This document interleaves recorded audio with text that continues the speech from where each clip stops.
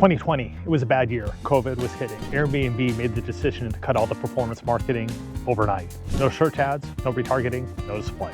When the world reopened, they turned it back on. And the results should terrify any CMO out there in the field today. They've discovered that 90% of the traffic was coming to them organically.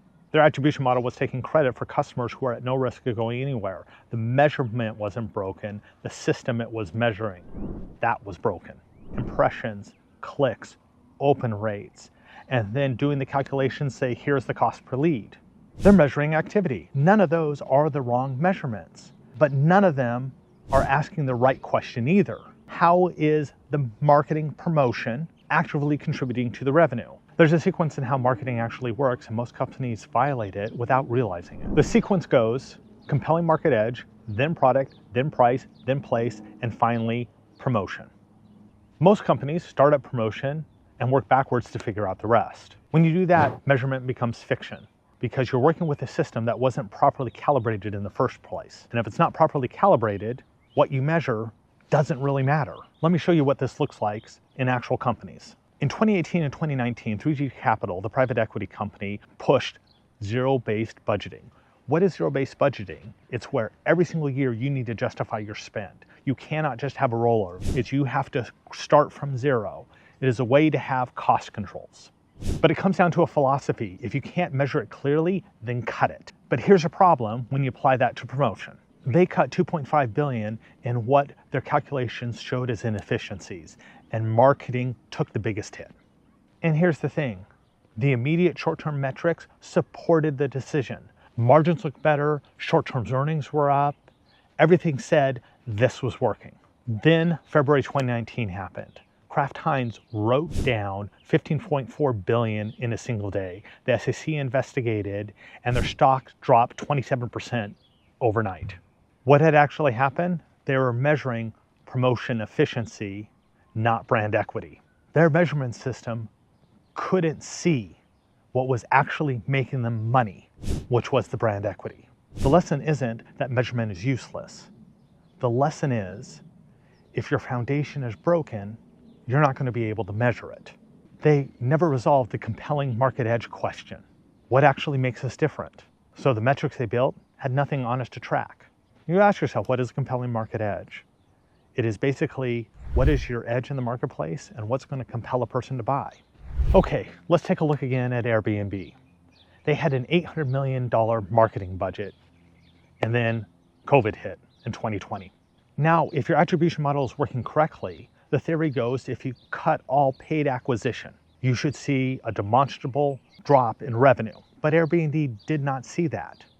The traffic barely moved. The C-suite brought in the CMO to explain this. Why was attribution a false positive?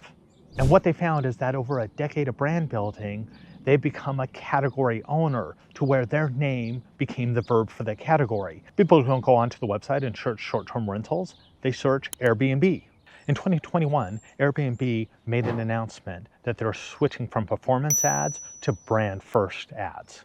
Their CFO said in an earnings call that the ratio of spending on performance ads to brand ads was off. That's the CFO telling Wall Street that our measurement system has been lying to us for years.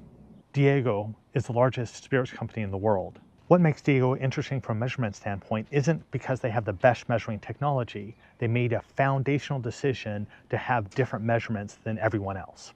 In 2015, Diageo partnered with Benet and Fields and created two of the most respected researchers in the field of brand effectiveness, a new internal team called Brand Science. Short-term sales activation and long-term brand equity have two different measurement timelines, and you cannot use one dashboard for both. One measured campaign efficiency, impressions, reach, short-term sales lift. The second measured brand equity metrics, which was awareness, mental availability, price premium tolerance, and market share momentum. The CFO's job was to hold both dashboards at the same time and not confuse the timeframes. The result? Diageo consistently outperforms their competitors in profitability, not just revenue, because they are investing against a system where the foundation defines what gets measured, and the measurement actually tracks what creates value. The difference between Kraft Heinz and Diageo isn't sophistication. Diageo knew what they were selling, a feeling of a premium occasion. So here's what this actually means for your business. If your marketing can't prove how they tie into revenue, don't fix the dashboard. Start by asking the sequence. Do your customers know why you are different? Not better, different, and why you're the only logical choice. I want to leave you with one question. Go right now and pull up your most reported promotion metric. The one that goes into your deck every single month and the one your marketing team is the most proud of. Now ask yourself, if that metric doubled tomorrow, what specific business outcomes would change? If you can't answer that in one sentence, then your metric is not measuring your promotion spend. It's measuring your marketing team's activity. I put together a diagnostic that walks through this step by step. It's linked below. Run it against your business and see where the sequence breaks. Subscribe if you rather understand what's actually happening in your business than be sold a tool that explains it. I'm Brandon Fears, and this is Growth Without Fears.